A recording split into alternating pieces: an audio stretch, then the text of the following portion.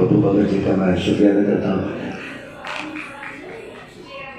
और गुरु जी को सादर प्रणाम करता हूँ, शुक्रिया अदा करता हूँ कि वो एक बार फिर से उन्होंने मुझे याद किया। और जितने भी विद्वान जन इस स्टेज पर मौजूद हैं, सबको मेरा प्रणाम, सबको मेरा नमस्कार, सबको सलाम। और आप सब जो यहाँ पे आए हैं, आपका भी हार्दिक अभिनंदन करता हूँ, क्योंकि आप लोग एक ऐसी सभा में आए हैं जो सभाएं बहुत कम हुआ करती हैं, बड़ी मुश्किल से हुआ करती हैं। असल में जो चीज़ें इंसान ने बनाई हैं, झगड़ा उसी पे है। परमेश्वर ने इंसान बनाया, हमने आगे जात बना लिया, तो आज भी जात पे झगड़ा है।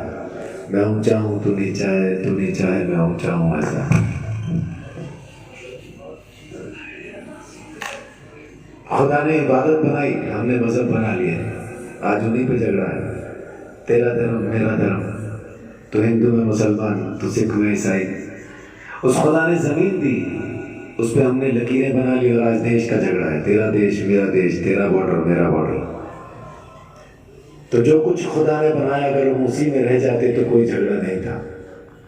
जितनी चीजें हमने खुद बना ली हैं, वही झगड़ा शुरू होता।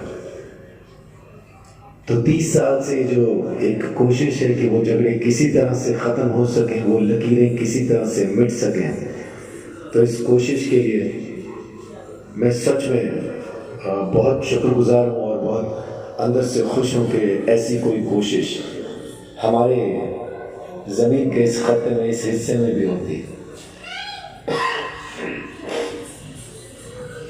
आज मैं आपके साथ परमेश्वर के बारे में बात करना चाहता हूँ।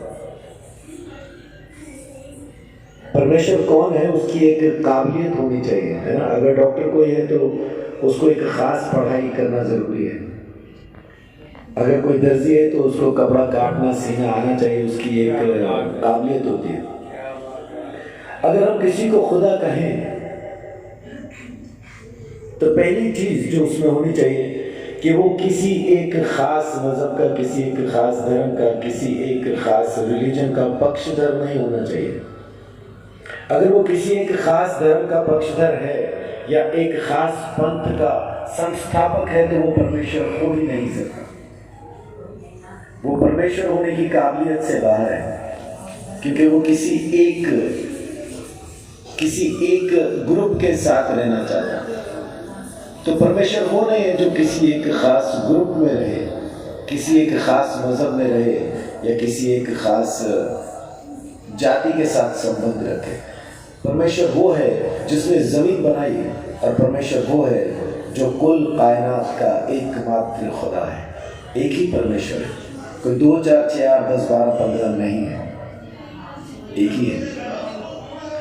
हमने अपने मजहब तो बनाए, हम तो इतने ज्यादा बुद्धिमान बन गए कि हमने उस खुदा के भी मजहब बना दिए। देख के पहचान लेते हैं, ये हिंदुओं का है, ये मुसलमानों का है, ये सिखों का है, ये ईसाइयों का है। यानी खुदा की भी जातियाँ, उसके भी धर्म बना दिया है। ये हिंदुओं का है जी, ये सिखों का है जी, ये ईसाइयों का है, ये मुसलमानों का है। क्या सच में ऐसा परमेश्वर है?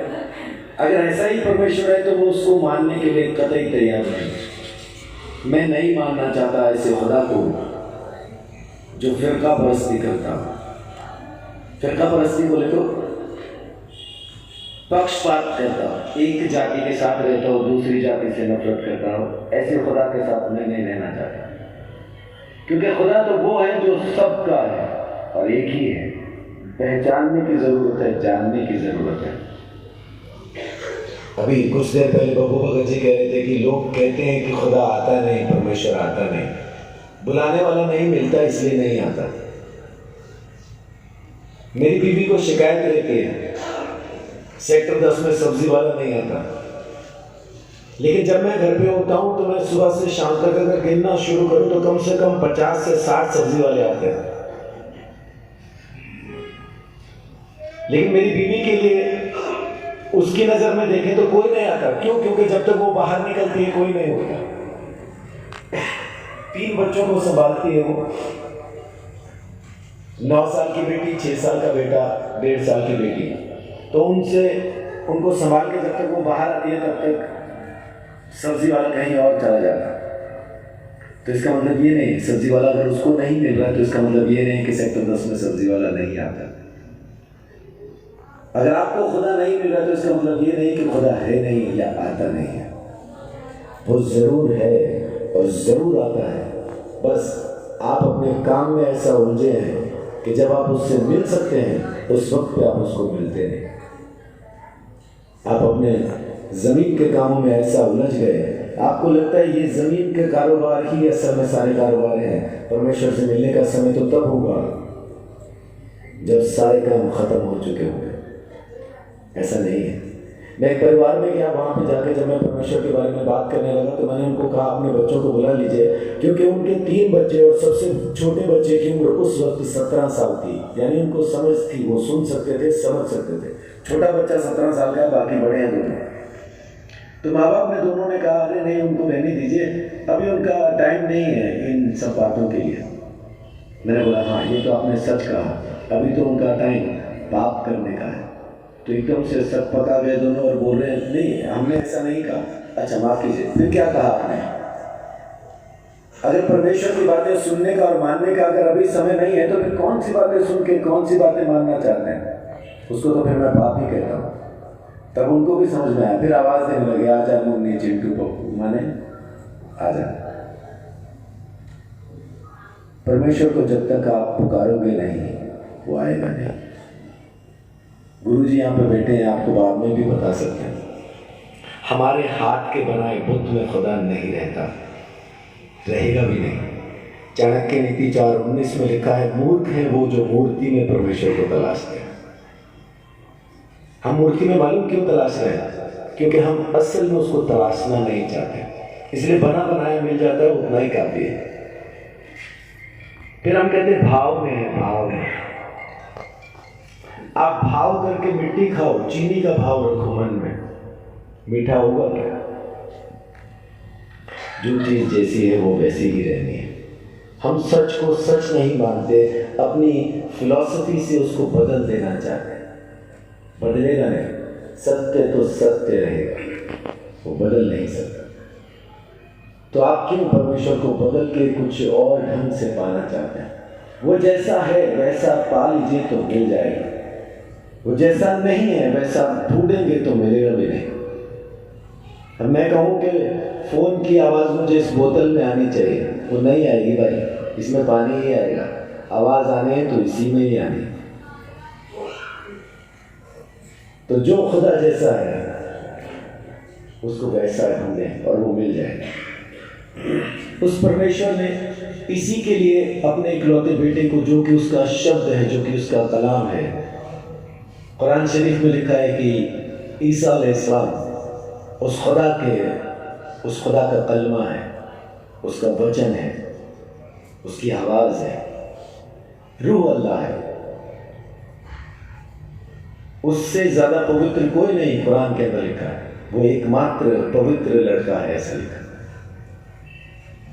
वेद हमें बताते हैं कि जब तक परमेश्वर हमारे लिए काट पे लटक के मर ना जाए, धैर्यरण्यक उपनिषद का 3रा श्लोक कहता है खून बहाए बगैर पापों से छुटकारा नहीं मिलेगा। लेकिन वो खून खुद परमेश्वर का होना चाहिए। अपन ने मुर्गे बकरे पता नहीं क्या क्या काट डाला खून के चक्कर में, उससे नहीं होगा, कितना ही बहाल नहीं होगा। परमेश्वर का लहू चाहिए। पहचानेंगे कैसे?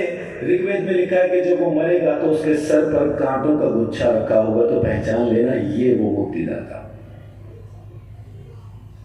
यीशु मसीह जमीन पे सिर्फ एक काम करने आया, हमारा खुदा के साथ मेल करवाने के लिए। जब तक हमारा मेल उस खुदा से नहीं होगा। कितने लोग अमिताभ बच्चन को जानते हैं? हाथ खड़ा करके बताइए, जानते हैं? क्या सच में जानते हैं? आपको 50 रुपए चाहिए, अमिताभ बच्चन देगा क्या? क्यों नहीं देगा? क्योंकि हमें वहम है कि हम अमिताभ बच्चन को जानते हैं। असल में हम अमिताभ बच्चन को जानते नहीं है, हमारी उससे मुलाकात नहीं है, वो हमारा रिश्तेदार नहीं है। हमने खाली उसके काम देखे हैं टीवी में, फिल्म में, उसकी कलाकारी देखी है। हम अमिताभ बच्चन को नहीं जानते। बिल्कुल ऐसा ही हम उस खुदा को नहीं जानते, बस हमने उसके हाथ की कारीगरी देखी है, उसके चमत्कार देखे हैं, उसको काम करते देखा तो हमें वहम हो गया हम परमेश्वर को जानते हैं।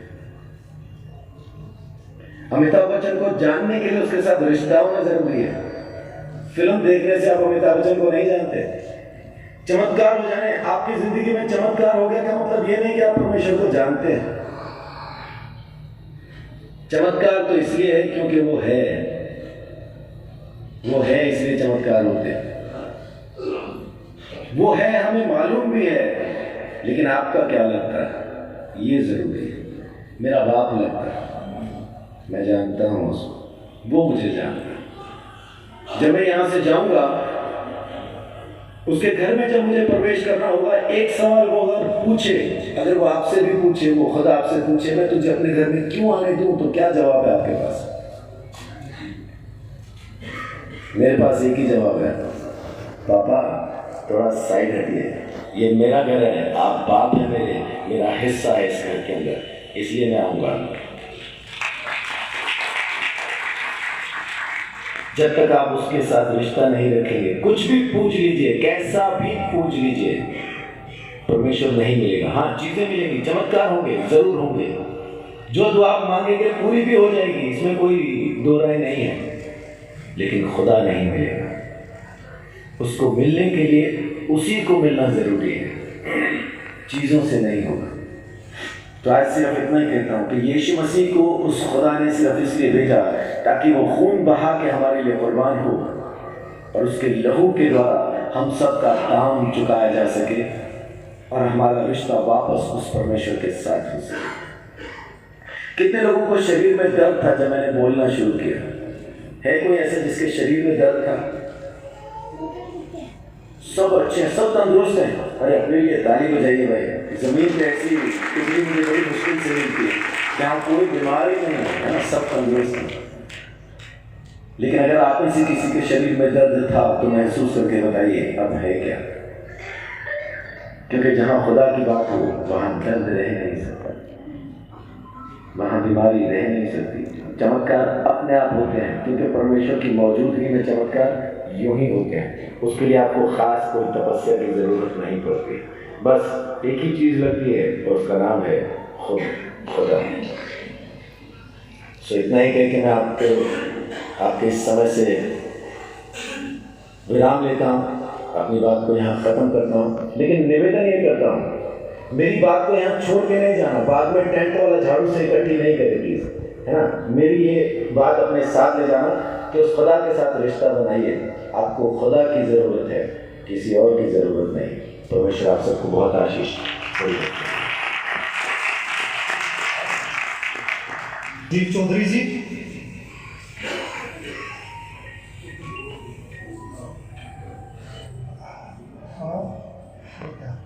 मेरा निवेदन आदरणीय महाराज श्री के श्री चरणों में कि पास्टर जी को